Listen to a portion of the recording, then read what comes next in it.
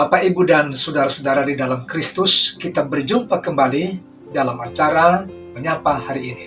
Salam.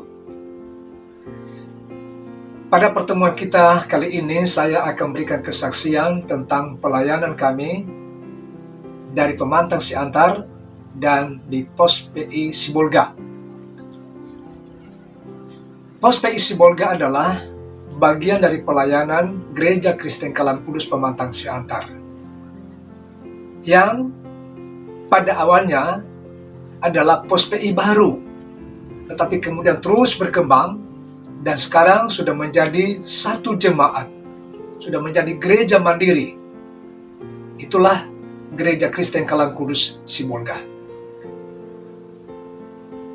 Pos PI Sibolga ini adalah berawal dari pos PI di Batang Toru yang dirintis oleh seorang penginjil bernama Grace Ong. Ibu penginjil ini sekarang melayani di Gereja Kristen Kalam Kudus Green Garden, Jakarta Barat. Pada awalnya, dua pos PI yang dirintis, yaitu Padang Sidempuan dan Batang Toru. Sedangkan di Padang Sidempuan sudah berhenti oleh karena jemaatnya sudah pada pindah ke Sibolga dan di kota-kota lain, sehingga tinggal Batang Toru yang bertahan. Itulah yang kami layani. Dari Pemantang Siantar menugaskan hamba-hamba Tuhan untuk melayani pos PI Batang Toru ini. Dan ketika saya datang dengan seorang rekan pelayan dari Pemantang Siantar, kami silih berganti mengunjungi Batang Toru. Sekali 2 minggu kami bergantian. Sedangkan minggu-minggu yang lain adalah dilayani oleh pengurus di Batang Toru. Nah, itulah perkembangan dari di Sibolga ini, dari Batang Toru. Nah, yang saya memberikan kesaksian di sini adalah pengalaman di dalam pelayanan, juga termasuk perjalanan ke Sibolga. Kesaksian yang pertama adalah saya akan menceritakan bagaimana pengalaman, ada indahnya, tapi ada pahitnya, yaitu perjalanan dari Pemantang Siantar ke Sibolga dan di Batang Toru. Perjalanan dari Siantar ke Batang Toru adalah menempuh perjalanan 7 atau sampai 9 jam perjalanan. Itu harus naik bus yang dari Medan, Siantar, dan sampai ke Sibolga. Dan mereka nanti, bus-bus itu nanti berhenti di Sibolga, nyambung lagi dengan angkot ke Batang Toru. Nah, di dalam perjalanan inilah kami di Siantar, atau saya, tunggu bus dari Medan. Dan ketika nanti sampai di Siantar, kami naik. Itu bus-bus pada waktu itu jarang kami pakai yang punya AC, yang ber-AC, tapi umum, ya. Inilah pengalaman yang saya katakan cukup pahit. Kenapa? Karena kalau dari Medan sampai ke Siantar sudah penuh penumpang, tidak ada lagi kursi kosong, maka kita tinggal memakai yang disediakan oleh kenek-kenek. Itu adalah istilahnya bangku tempel. Bangku tempel ini adalah sebuah kursi kecil, ya, yang ditaruh di tengah-tengah antara kursi sebelah kiri dan kanan, atau sepotong papan yang ditaruh nanti ujungnya ditaruh di sebelah kiri kursi, di pinggir kursi tempat duduk, dan sebelah kanan. Jadi kita duduk di situ. Saya sering mengalami itu, oleh karena sudah penuh dari Medan.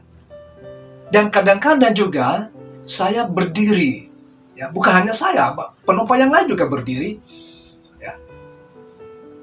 Di dalam perjalanan itulah, coba bayangkan kalau misalnya kita duduk di bangku tempel itu berdesak-desakan. Dan lebih parah, sudah panas, ya, nggak ada AC, sudah panas, ada asap rokok lagi, ya, di bangku-bangku itu merokok, ya, dan ngantuk. Itu pengalaman saya itu, kalau misalnya duduk di bangku tempel atau berdiri, ya ngantuk. Tapi di jalan di Sumatera itu belok sana sini, jadi kita banting sana sini, ya. Jadi memang ngantuk tapi nggak bisa tertidur. Jadi kadang-kadang ngantuk terbentur kepala di tiang-tiang itu. Kemudian pengalaman saya juga di dalam perjalanan itu, kalau saya misalnya ada sempat dapat kursi kosong, saya duduk. Kadang-kadang di tengah jalan itu penumpang naik. Apalagi kalau misalnya ibu-ibu atau orang tua nggak tega, maka saya persilakan, saya berdiri, ya, saya kasih mereka kursi kosong itu. Dan itu adalah bagian daripada kasih, ya. Itu juga seperti di kereta api juga kita alami itu. Dipersilakan orang tua dulu atau ibu-ibu. Nah, di bus-bus itu juga saya lakukan itu. Nah, itu semua dalam perjalanan. Kemudian, kalau kita sudah naik di bus, perjalanan yang menempuh perjalanan cukup jauh itu, paling 2 atau 3 kali istirahat. Yaitu, nanti makan siang, istirahat. Kemudian sekali lagi atau paling 2 kali lagi, yaitu di Siborong-Borong atau Tarutung, baru nanti meluncur ke Sibolga. Nah, itu terus-menerus dalam perjalanan. Nah, Bapak, Ibu, dan saudara-saudara sekalian, setelah sampai di Sibolga, sudah sore, lanjut lagi ke Batang Toru naik angkot. Di situ juga begitu. Itulah dalam perjalanan. Memang pengalaman di dalam melayani Tuhan ini, walaupun hanya satu pos PI itu di Batang Toru, ya, tapi kita harus tetap layani. Itu adalah panggilan. Itu yang pertama, tentang perjalanan di bus dari Siantar sampai ke Sibolga dan lanjut ke Batang Toru. Hal yang penting yang saya saksikan pada kesempatan ini juga adalah masalah perjalanan dari Pematang Siantar, Sibolga, dan Batang Toru cukup jauh. Dan hanya sedikit istirahat. Sehingga sangat mengganggu kalau sering ke belakang. Itu sebabnya saya usahakan minum sedikit. Bahkan berani tidak minum dalam perjalanan itu. Baik pergi, demikian juga pulang. Kemudian kalau saya pulang, walaupun lelah, capek, baru selesai ibadah sore atau malam di Batang Toru, saya biasanya usahakan pulang malam itu, ya, supaya bisa tidur di bus dan besok pagi bisa istirahat, supaya pada hari Selasa sudah bisa beraktivitas seperti biasa. Penting juga saya sampaikan bahwa Gereja Kristen Kelangkur Sibolga, dari pos PI, dari hanya 4 orang pada awalnya, sampai didewasakan itu dalam tempo 14 tahun. Sesuatu yang luar biasa. Itu memang pada awalnya dilayani oleh rekan seorang pendeta Rosleni Barus. Dia yang melayani jemaat itu sampai sekarang. Ya. Jadi sangat luar biasa. Dia begitu semangat, begitu giat untuk memberitakan Injil, mencari jiwa-jiwa. Sampai beliau sudah emeritus pun, dia masih mendampingi pelayanan di Sibolga itu sampai hari ini. Suatu kehormatan kepada saya, ketika diadakan peresmian gedung Gereja Kristen Kalam Kudus Sibolga, sekaligus penabisan Ibu Rosleni menjadi pendeta, saya diundang secara khusus dari Jayapura untuk menghadiri dan memimpin doa syafaat pada waktu itu. Ibadah tersebut diadakan pada tanggal 21 November 1999. Hal yang kedua adalah mengenai perkembangan Pos PI Sibolga tadi menjadi dewasa. Sekali 2 minggu kebergantian. Kemudian oleh karena rekan saya ini tidak kuat karena usia, maka tidak lama dia istirahat. Sehingga saya melanjutkan pelayanan di Batang Toru sekali 2 minggu. Ya, saya terus melayani. Berangkat hari Sabtu dan bisa-bisa nanti hari Minggu malam berangkat dari Batang Toru atau Senin pagi. Ya, pulang dari sana. Pelayanan di Batang Toru itu diadakan di gedung gereja HKBP Batang Toru pada jam 5 sore.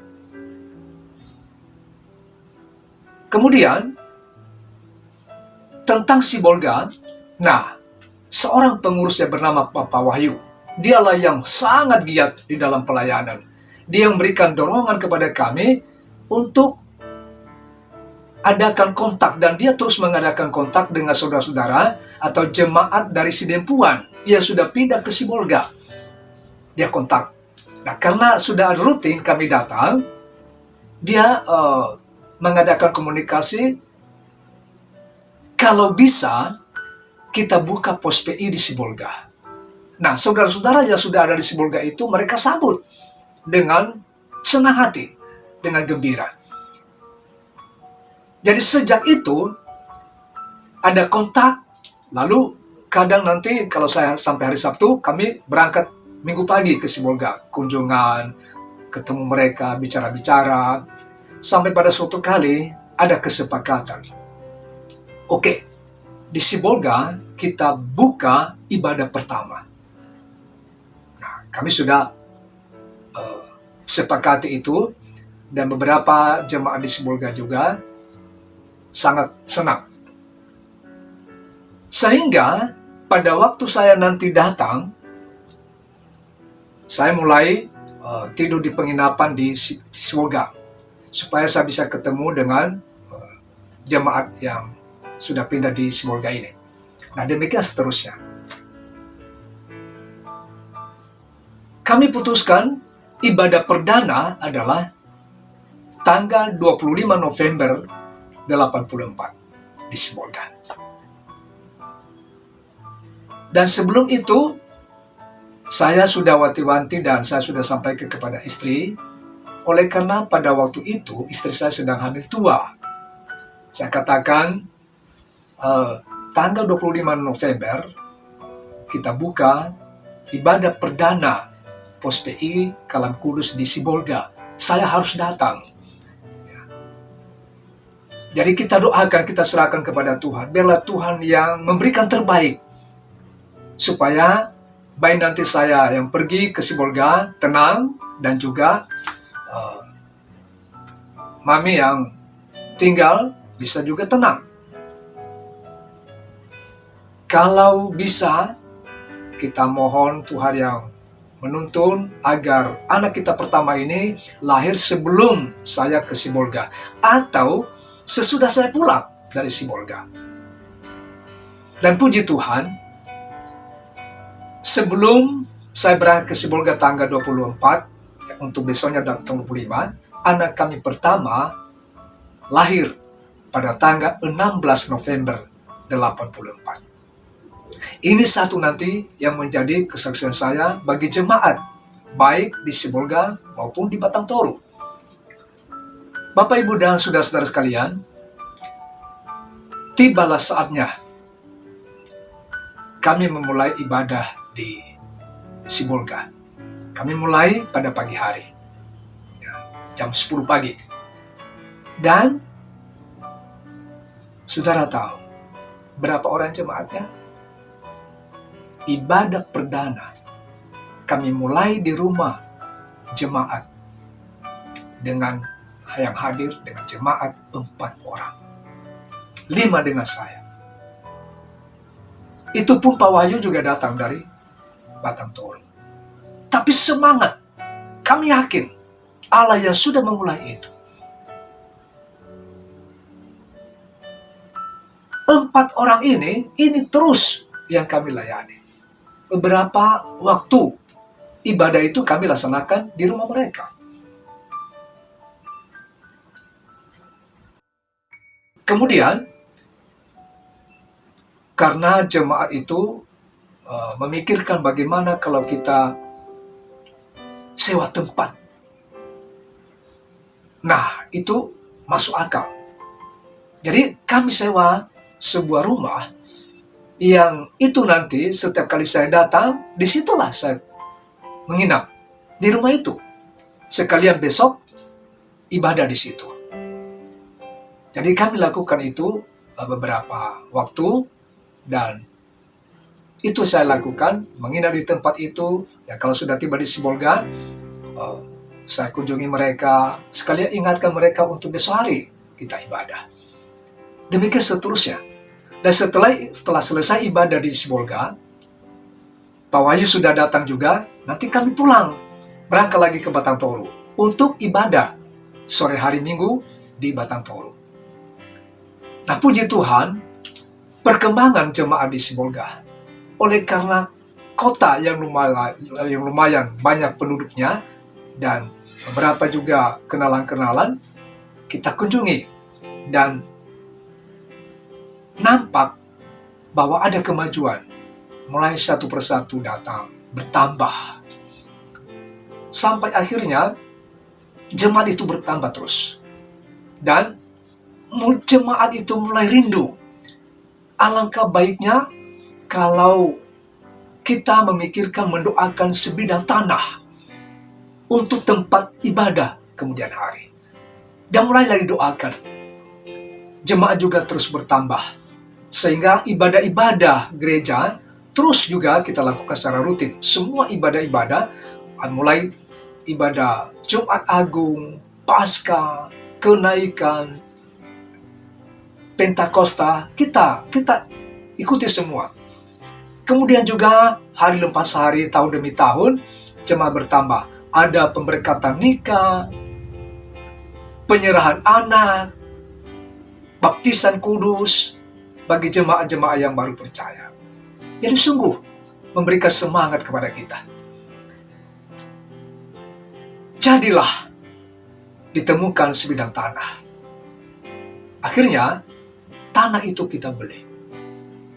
Dan karena ini pertama, maka tanah itu kita beli harus ada orang yang menandatangani. Jadi saya sendiri dan atas nama saya tanah itu saya yang tanda tangan. Beberapa waktu kemudian kita ganti menjadi atas nama gereja. Saudara-saudara yang saya kasih dalam Tuhan, luar biasa pekerjaan Allah. Tahun demi tahun Tuhan berkati jemaat di Sibolga. Sampai selesai kami pindah ke Jayapura. Selanjutnya dilayani oleh hamba Tuhan yang lain. Belakangan kami dengar jemaat ini sudah membangun gedung gereja. Dan akhirnya jemaat Sibolga sudah mandiri, sudah menjadi dewasa. Inilah pekerjaan Allah yang luar biasa. Lebih bahagia lagi, suatu kali saya dan istri pulang ke Nias dan kami mengunjungi gereja itu. Bahkan kami istirahat, kami bermalam di pastori di gereja Sibolga. Puji syukur kepada Tuhan. Bahkan sekarang sudah ada sekolah, yaitu TK. Ini adalah pekerjaan Allah yang tidak sia-sia. Bapak, Ibu, dan saudara-saudara, dengan perkembangan ini, saya ucapkan syukur kepada Tuhan yang sudah mengerjakan pekerjaan yang besar ini. Dan saya mengutip satu ayat Dari surat Paulus kepada jemaat di Korintus. 1 Korintus pasal 15 ayat 58 berbunyi demikian. Karena itu saudara-saudaraku yang kekasih, berdirilah teguh, jangan goyah, dan giatlah selalu dalam pekerjaan Tuhan. Sebab kamu tahu bahwa dalam persekutuan dengan Tuhan, jerih payahmu tidak sia-sia. Sekalipun pada awalnya Pos PI Sibolga kecil, sekalipun banyak tantangan, banyak penderitaan, tapi semua itu tidak sia-sia. Oleh karena Allah yang punya pekerjaan ini, Dia yang memberikan pertumbuhan, Dia yang memberkati, memakai banyak orang, termasuk jemaat di Sibolga. Untuk itu, saya ucapkan terima kasih kepada Gereja Kristen Kalam Kudus Pematang Siantar yang sudah memberikan kami pelayanan di Pos PI Batang Toru dan Sibolga. Terima kasih kepada seluruh rekan-rekan pelayan yang sudah memberikan dukungan dan doa. Dan terima kasih kepada jemaat yang sudah bekerja bersama-sama, sehingga pelayanan di Batang Toru dan Sibolga Tuhan terus berkati. Doa kami, kiranya jemaat di Batang Toru dan Sibolga yang sudah mandiri hari ini betul-betul dipakai oleh Tuhan, diberkati oleh Tuhan, sehingga makin menjadi berkat bagi banyak orang, dan Gereja Kristen Kalam Kudus Sibolga diperkenankan oleh Tuhan dan memuliakan Tuhan senantiasa. Kiranya Tuhan memberkati kita. Amin.